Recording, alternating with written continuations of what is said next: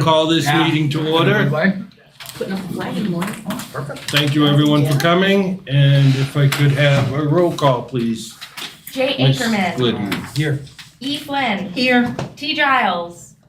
She's here. Out in the hall. B. Jellison. I'm here. Arlo Iacono. Yeah, H. Randall. K. Van Bergen Buto. Sure. All right. could you please rise and join in the Pledge of Allegiance? I pledge allegiance to the flag of the United States of America and to the republic for which it stands, one nation, under God, indivisible, with liberty and justice for all. Thank you. We'll just give Herb a minute to settle, and maybe Tara will come in. Hi, Herb. Hi, Herb. How are you? No problem.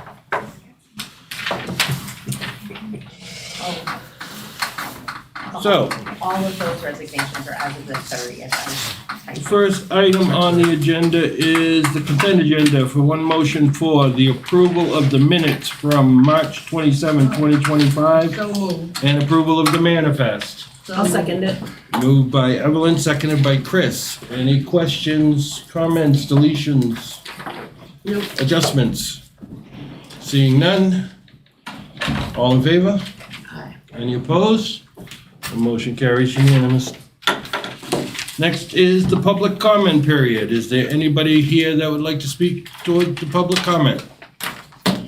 Seeing none at this time, the public comment period remains open until 6:35. If you do have something you would like to say, please raise your hand. We'll stop what we're doing and you will be recognized. Thank you. Moving on to the superintendent's report, or in this case, the assistant superintendent's Yep. report. So I'm gonna leapfrog number 6, prior to Mr. Cronin giving his ESY, update for you folks. Tonight, we have, Chef Matt Holland, mentor and coach of our Pro Start, team. And with him, 3 of the ladies that recently won a state championship and are currently practicing and getting their routines down as a prep for the national competition. So I'm gonna turn it over to Chef and his Pro Start team.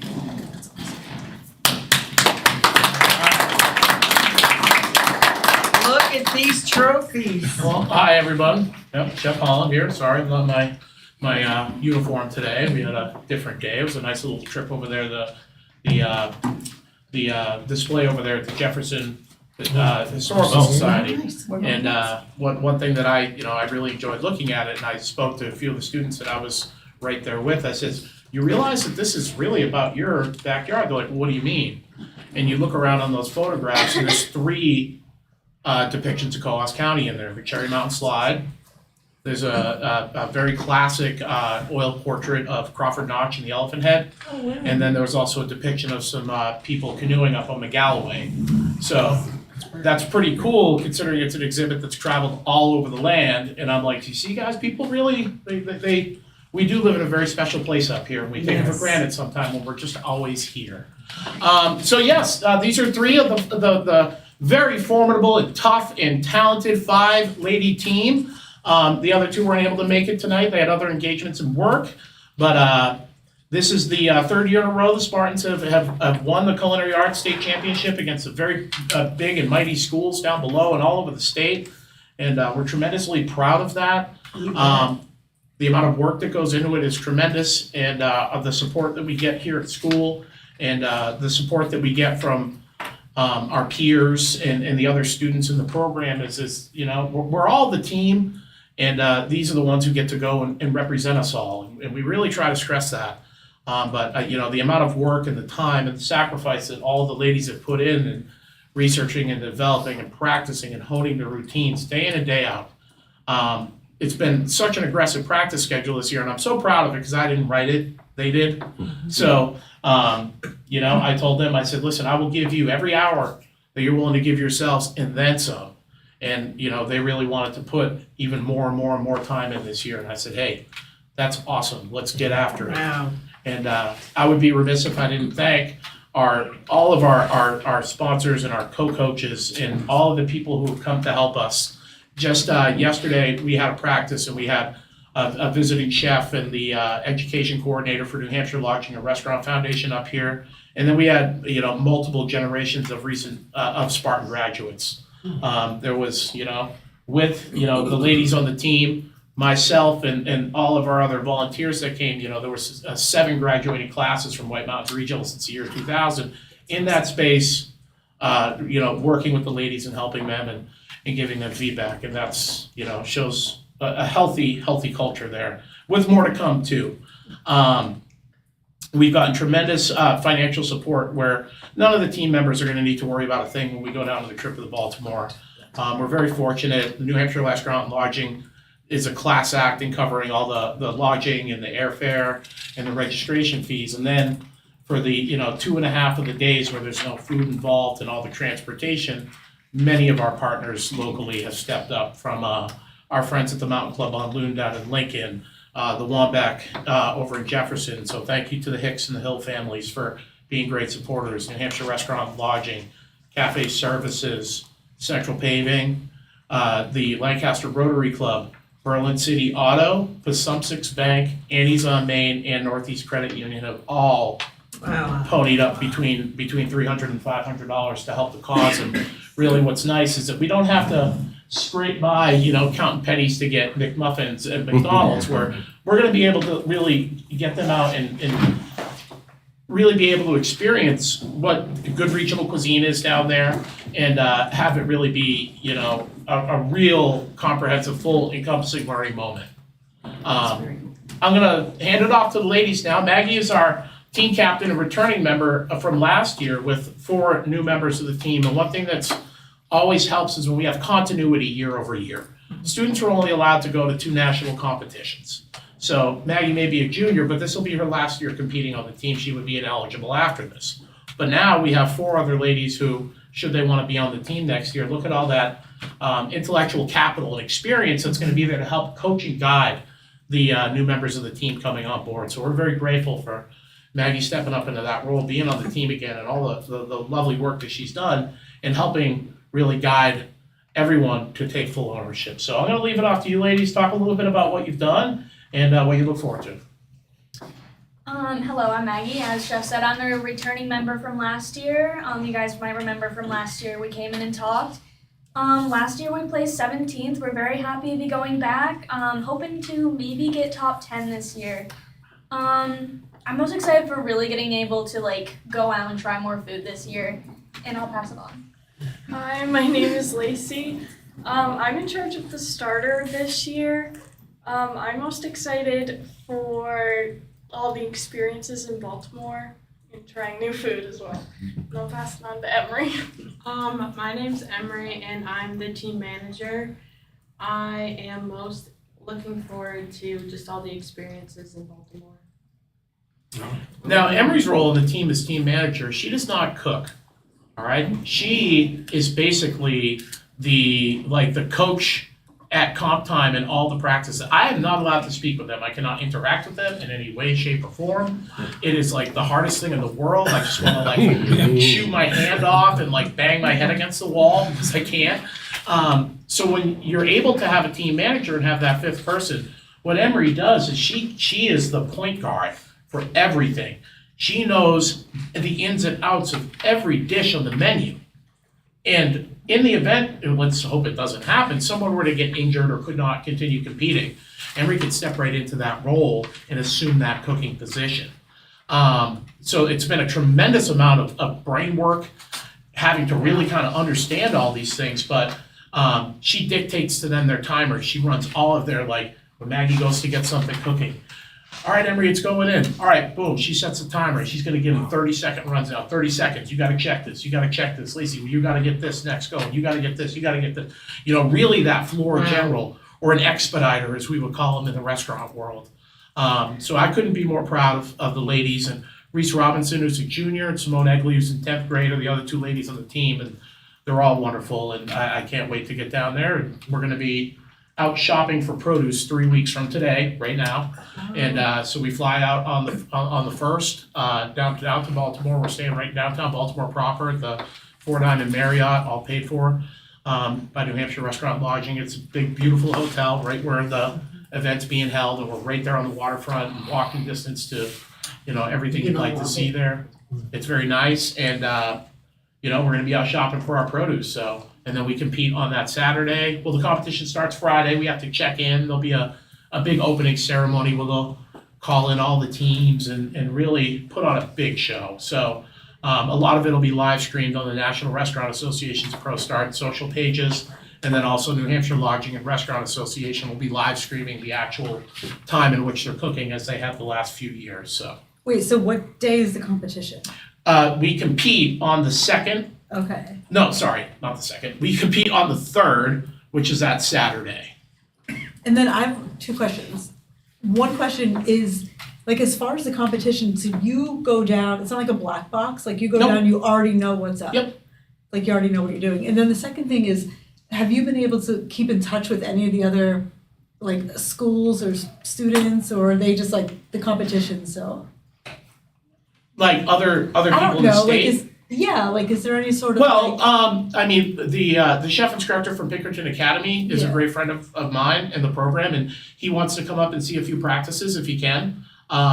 They dethroned us from the management category after trying every single year, so, we're not upset that they won. I mean, hey, we were the kings of that, and the queens of that category for so long, and we offered a lot of advice for him and his students, and we shared a lot of one of our successes and helped us at nationals over the years, and even last year when we placed 7th in that category. Because we're not White Mountains Regional and Pinkerton Academy, when we go down there, we're the state of New Hampshire. right, yeah. We are Team New Hampshire, period, end of discussion. And we will both do, and all of us will do whatever we can to make sure that we're protecting the Granite State, making sure that we look as best as we can, I love that. That's at the awesome. national stage. That's the most important thing. I think we should have a watch I party have this a year. The question. last 2 years I have watched your teams compete, and it's like nail biter sitting at home by myself watching these things happen. It's so amazing to see the level of professionalism that these high school students bring forward. The way they represent Sparta, the way they represent New Hampshire is truly, truly honorable.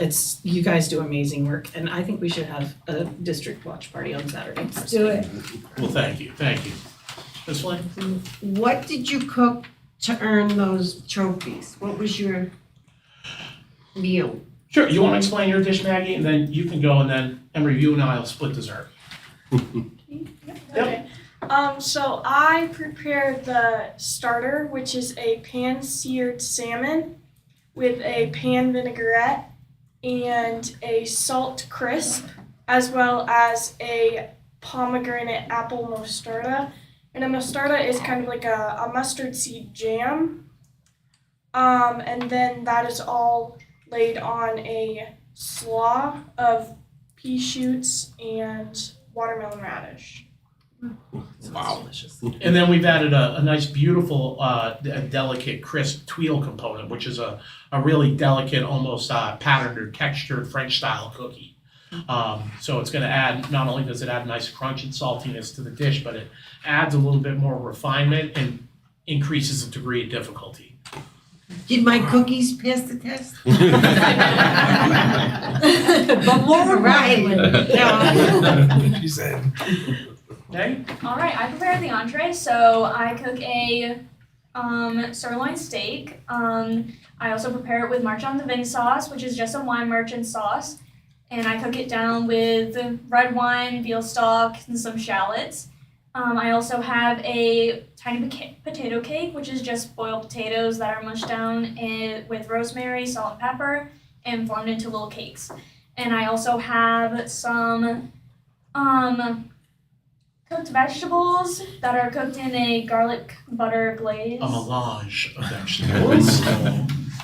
And what are we focusing on? Nice, beautiful spring vegetables, so asparagus, and we've sourced this really, really heirloom style carrot called Thumbelina carrots, or Parisian ball carrots, and they're round and they're very, very sweet. And imagine the difference between like your commodity tomato versus like an heirloom Jersey tomato right off the vine in the end of they're not the same. They're not, that's the level of carrots that they're gonna be, that they've been practicing with and using.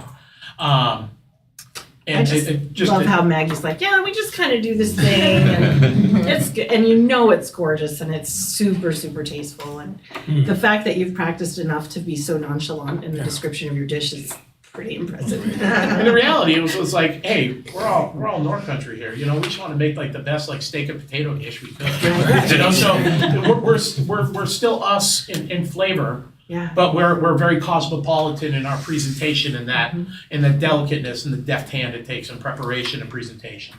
And I'll start off, Emery. So the dessert courses, we're allowed to make some changes from your state competition. They want you to take the feedback from the judges, and they want you to make some minor revisions, right? So we did look at every dish, and we've made slight minor revisions, all right? It would be suicide to not take that feedback and just bullheadedly make what you made at your last competition. It's not what it's gonna take to succeed, and also it's not who we fundamentally are as culinarians and aspiring culinarians. We wanna take what people are telling us and what our diners are telling us and advance it forward. So the dessert is a beautiful tart cherry mousse, and then we're serving that with a few stewed cherries and making a nice little cherry sauce. And you wanna talk about the other components, please, Emery? What are those little cookies? What are we doing there? Come on, don't be shy. They're little baby macaroons with a piece of the mousse inside of it. And then we also have caramelized bananas on the side with a cookie Crystallized cocoa crumb. on the Wow. bottom. So it's kind of, chocolate cherry banana, very American flavors. Again, flavors that are very simple and that people understand. But how can we take these very simple flavors and provide technique, skill, and elegance and elevate them up to the highest level? And that's really what the ladies have done. Wow. Thank you very much. That's so awesome. Congratulations on your win. And you're gonna win again. And best of luck, yes, exactly. We're gonna go down and do our very, very Go for best. first and, place. We're down there representing, all of our people here in New Hampshire and certainly here in Sparta. Well, So- we're all very proud of you. So So right. two questions, real quick, guys. So, so that was your dishes for the New Hampshire competition? Yes. Correct. And All that right. one. So like your appetizer was, like swordfish or something you said? Salmon. A salmon, don't have to go into the French part of things, I don't speak French too much. So salmon was the appetizer, and then steak was the protein, the meat, and then the tart or whatever was the, Cherry is the flavor of the dessert mostly. okay. So that was what you won the trophy with. Yes. Now, when you go to Baltimore, is it you and Pinkerton? So at this competition, there's two categories. There's the culinary arts category, where they have to cook a 3-course meal, 2 portions of each.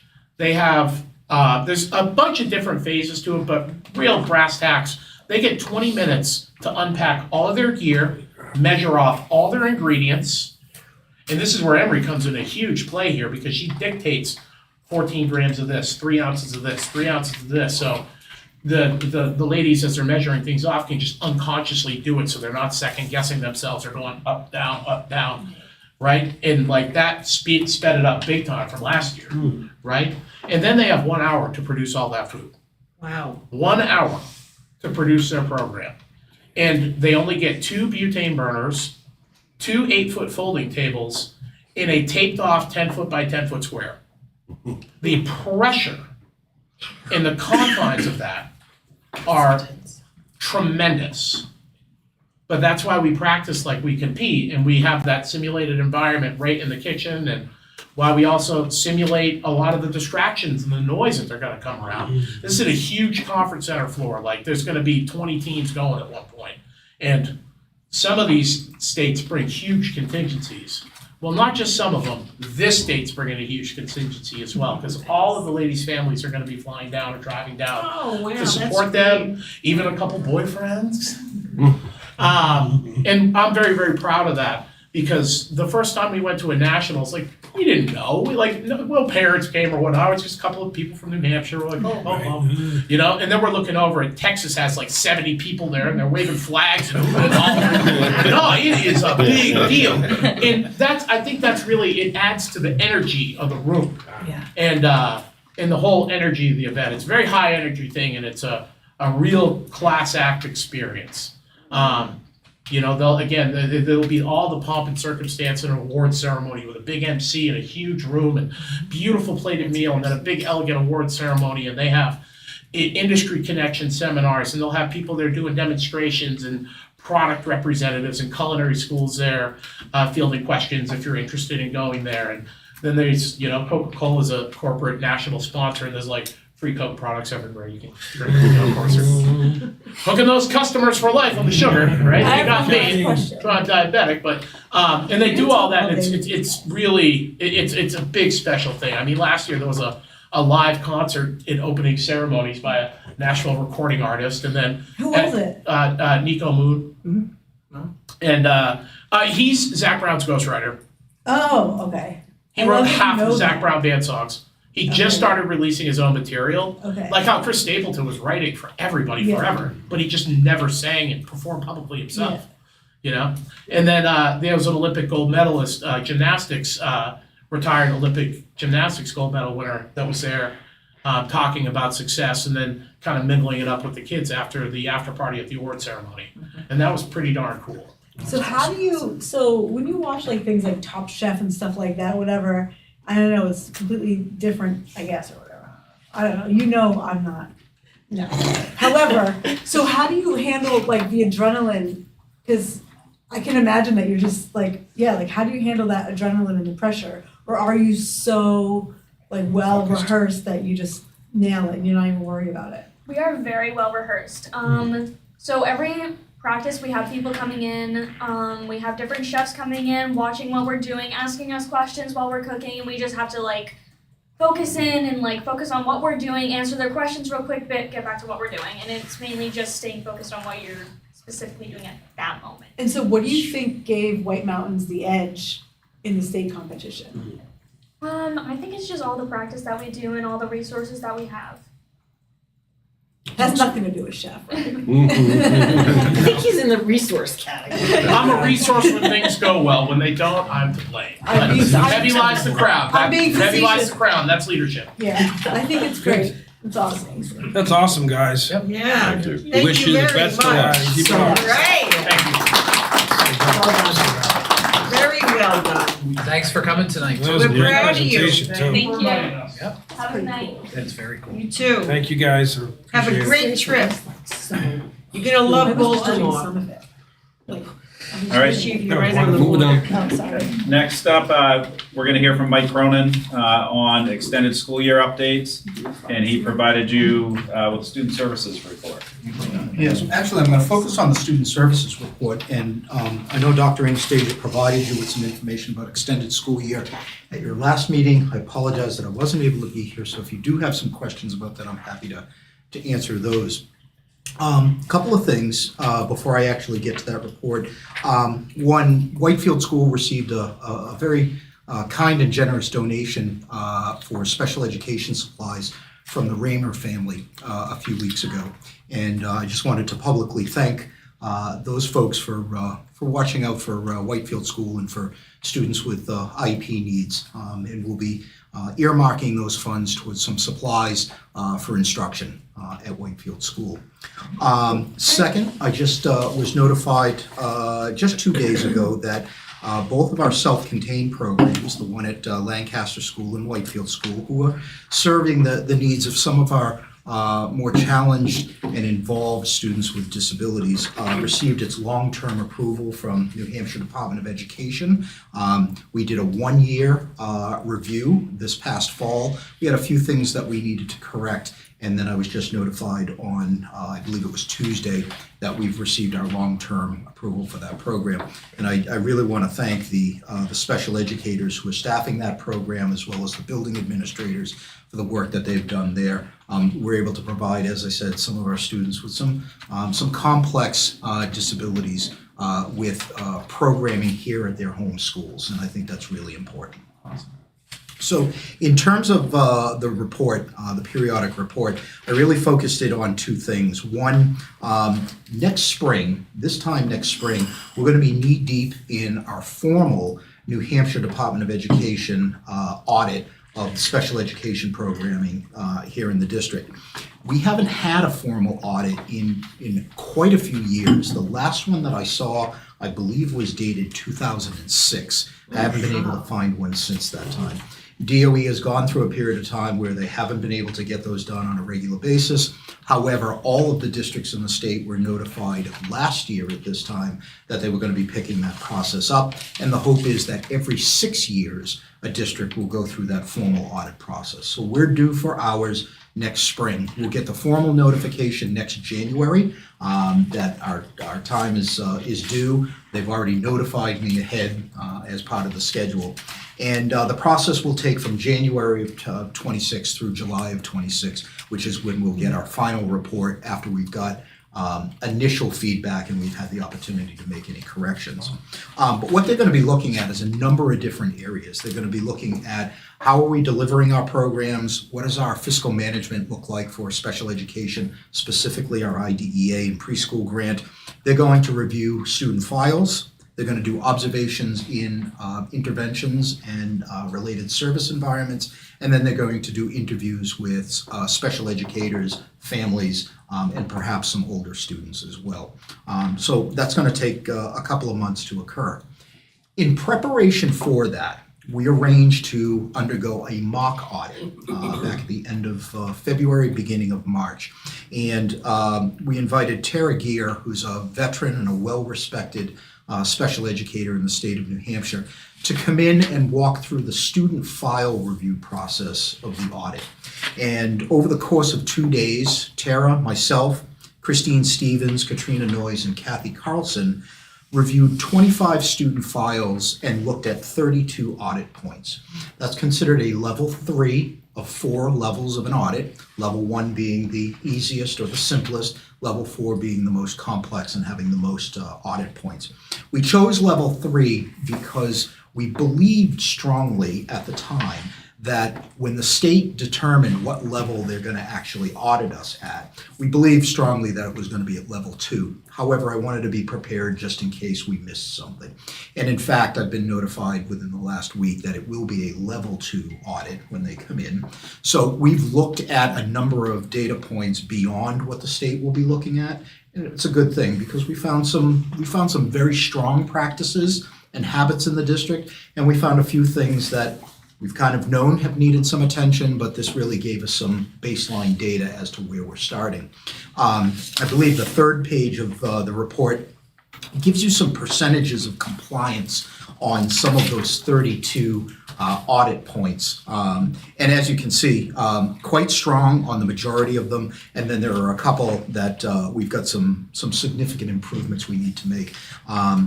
Those areas of improvement, one includes making sure that we actually have the printed documents that are created online in Nessus in the student's file. When DOE comes in to actually do the audit, they'll say, Mr. Cronin, we're looking for this document. We're not seeing it in the file. Can you produce it? If I can print it out of Nessus, we're all good to go. If I can't print it out of Nessus, well, we're not in compliance. But we want to make this as easy as possible for the auditors, and we want to make sure that all of that information is at their fingertips when they're ready to go.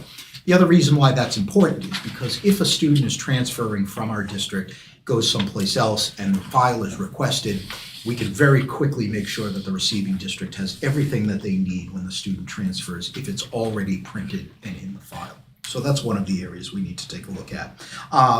Making sure that everybody who's needed to sign documents has signed the documents. With the advent of using virtual meetings, oftentimes many of the participants are attending virtually and they're not there to actually sign ink to paper. And we need to make sure that their attendance is recorded either as virtual or if they're district employees and they happen to be in another building at that time, that we're actually capturing their signature either electronically or in person at some other time. One of the documents that the state's going to be looking for that we've fallen out of the habit of producing is what's called an evaluation summary. When we come to the point where a student has been evaluated by our special services team, we have to provide a summary to the parents of the multi-page reports that they receive. Sometimes they're receiving 3 or 4 reports that can be 10 pages in length, and we need to provide them with a summary. a 1 or a 2 page document that just gives the most salient points. That needs to be available to them when they come to their evaluation review meeting. It's not difficult to prepare. The online application provides a very quick way of doing that. We've just fallen out of the habit of doing it. And it's one of the things that's very easily fixed, and we're already in the process of taking care of that. Annual measurable goals. We have to be able to provide measurable, observable goals that we can then report out on quarterly as to how the student is making progress on those. Writing those involves making sure that there are 9 specific details in each one of those goals. They become very wordy. And some staff are very talented, they roll right off the page for them, and some of our newer staff, incorporating all of those 9 elements becomes a little bit more challenging. And so we'll be working specifically on making sure that those are in compliance. And then the last, and this one is the one that in some ways could be the easiest to fix, and in other ways is a bit challenging, which is service logs. We need to be able to keep and provide evidence that IEP services and accommodations have been implemented the way that they've been written on a regular basis. Again, many of our veteran staff have gotten very much in the habit of keeping service logs. Date, time, duration, what was worked on. Again, having those available in the student's file as opposed to living on a computer in a Word document is going to be the key. One of the biggest challenges that we're trying to figure out, and I'm seeking some guidance from other districts as well as some other professionals, is how do we keep evidence of implementation of classroom accommodations. So that's not something that the special educator or the speech pathologist necessarily implements. Oftentimes it's a classroom teacher. And oftentimes there are multiple accommodations for a single student, and oftentimes multiple students with multiple accommodations in a classroom. So keeping track of when those were implemented, how they were implemented, and making sure that we're able to produce that evidence is going to be one of the bigger challenges. And so I'll be reporting back to Dr. Anastasia and probably the board periodically on how we're tackling that issue. Okay. On the 24th of March, the special education department met for the day as part of the professional development day. We went over these results because it was only myself and 3 of those special educators. We went over those results of the mock audit. Folks were very nervous before they knew what the results were. Anytime you're undergoing an audit, you're going to be very nervous and you want to know what those results are. However, when they saw what was being measured, how we were doing so far in the areas that we need most attention to, I'm going to say they felt a sense of empowerment. They felt like some of the things that they already knew they were struggling with showed up here. There weren't any big surprises. Some of the things that showed up that we felt like we needed to prioritize were things that we felt we could tackle pretty easily. And again, many of this is habit, and many of it is routine operating procedure. Part of what we're doing to address some of these ahead of time is the review and the revision of the special ed manual. I want that to be more than just a superficial, this is how we do things. I want it very much to be an operating procedures document, so that when a new special educator comes into the district, I can hand them the operating procedures manual and I can say, this is how we do things step by step in SAU 36. It also gives us the opportunity to go back and review and revise on an annual basis. Is this practice, is this protocol, is this procedure working? And if it's not, we can make some changes to that. So that's part of what we're doing as well. Last piece that I will mention is we just this morning finished up a 3-part Medicaid training. So as you know, we're able to seek reimbursement for certain special education services from New Hampshire Medicaid. And it's important that we try and maximize that reimbursement because it does allow us to take some of the sting of the special education budget off of the taxpayers when we can get some of that reimbursement.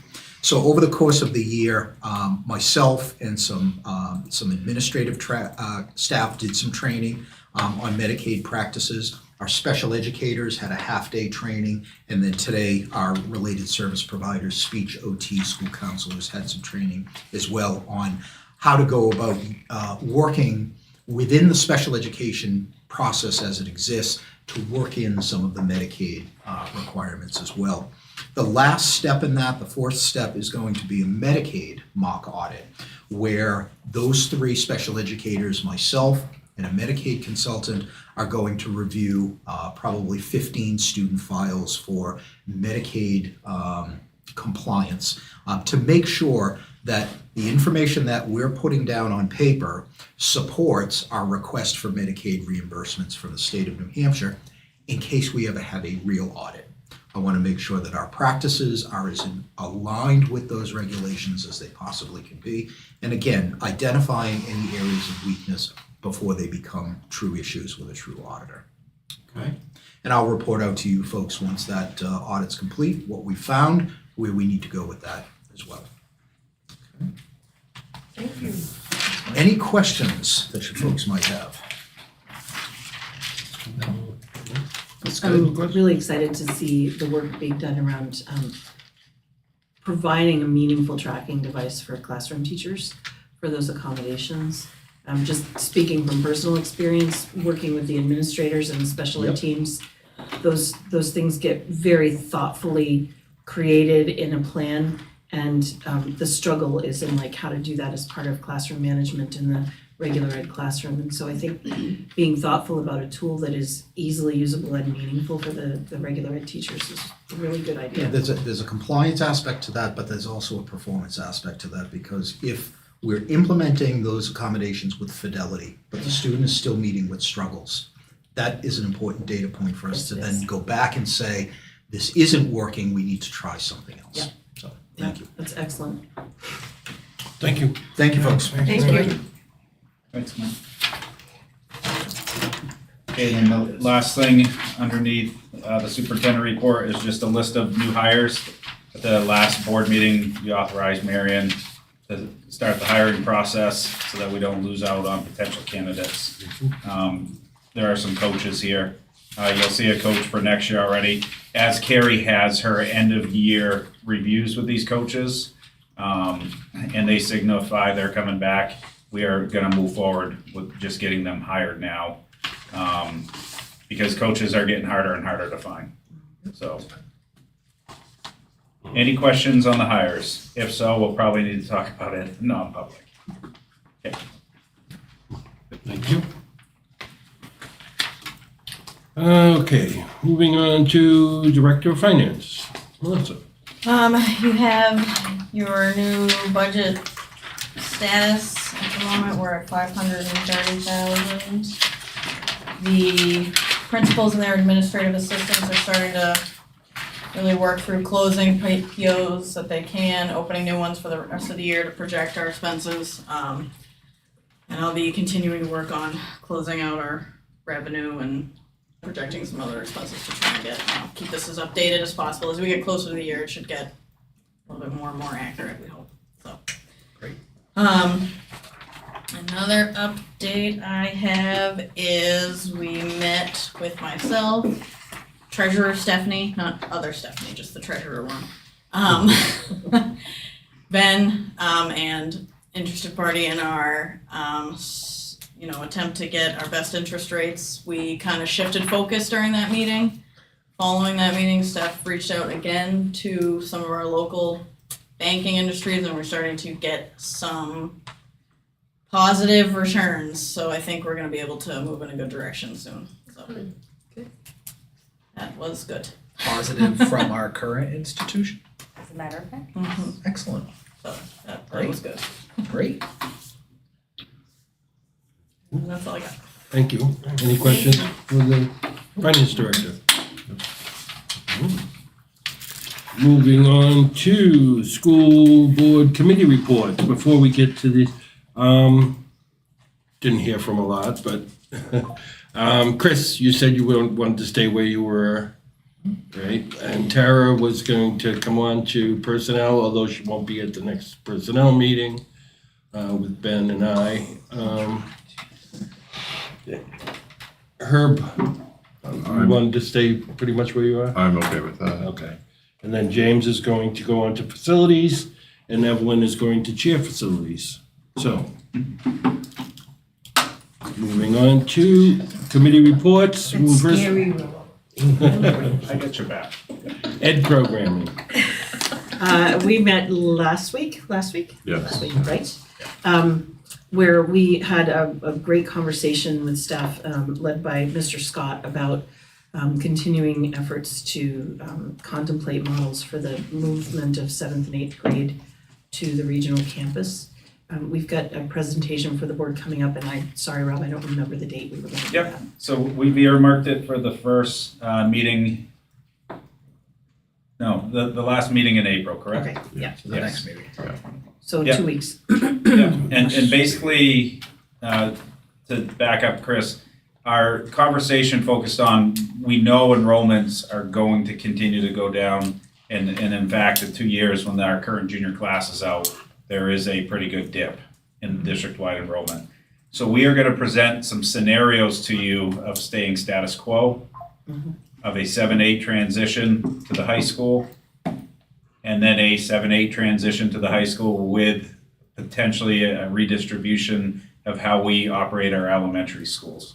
So you have three kind of plans laid out for you with some monetary impacts, some pros and cons to students and teaching. So that you folks can make a decision in in what you think is the best interest for our students and our taxpayers. I have a question, and I don't know if this is the right time to ask, but I'll just ask anyway. Did you talk any more about requirement for community service? Very briefly. That's Yeah. gonna be the focus of the next ed program. Okay. committee meeting. Yeah, we really wanted to get the scenarios out around 7, 8, but I did raise it because I didn't forget. And Mrs. Wow. Ainsworth. Oh. Thank you. Wow, that almost right dropped. up, huh? Not even 50 yet. Where'd you back in high school? Wow, it's because I didn't say Patsy. Yes, Mrs. Ainsworth is I said Patsy prepared to earlier. have that conversation with us at the next ed programming, yeah. for- Yeah, I don't know if you think that's a good program idea studies. or not, but I love it. We will continue the conversation. Yeah. And that was it, like, it was a very full meeting and I think really good, really good conversation and kudos to the administrative team, the district leadership team has really been very thoughtful about the impacts of each of those scenarios, so I'm looking forward to having that broader conversation at the next meeting here. Yeah. It would be a good time, if folks are interested in hearing directly about scenarios, to join us again. I mean, it's nice to see folks here tonight, but again, it's a little empty, so We'll be in Jefferson. we'll be in Jefferson. Oh, we will. Yep, next Yes, the meeting. next meeting is in Jefferson. James is hosting us next time. I'll be there, I'll have the coffee. All right. Thank you. Any questions for Chris? Moving on to facilities. We meet next week. Okay, did very good. Great job chairing that. I guess so. Fast. And personnel, we meet next week. We're gonna just go through the non-CBA contracts and as well as the administrative contracts, and then we'll hopefully present them at the April board meeting. Policy, anything new? No, just the Just the one that's in there? toxic, One yeah. tonight, right? Yep. And district wellness. The facilitators meet in May, so, Okay. yeah, that's a quarterly meeting. Next is unfinished business, old business. Is there anybody that would like to bring up any old business? Seeing none. New business. Anybody that would like to bring up any new business? Seeing none, we will move on to the action agenda items. So, first action agenda item number 1, to accept the following policies for second read and approval. EBCH, Chemical Safety and Chemical Hygiene Plan. So moved. I'll second it. Tara, second by Chris. Any questions? No. Stay safe. All in favor?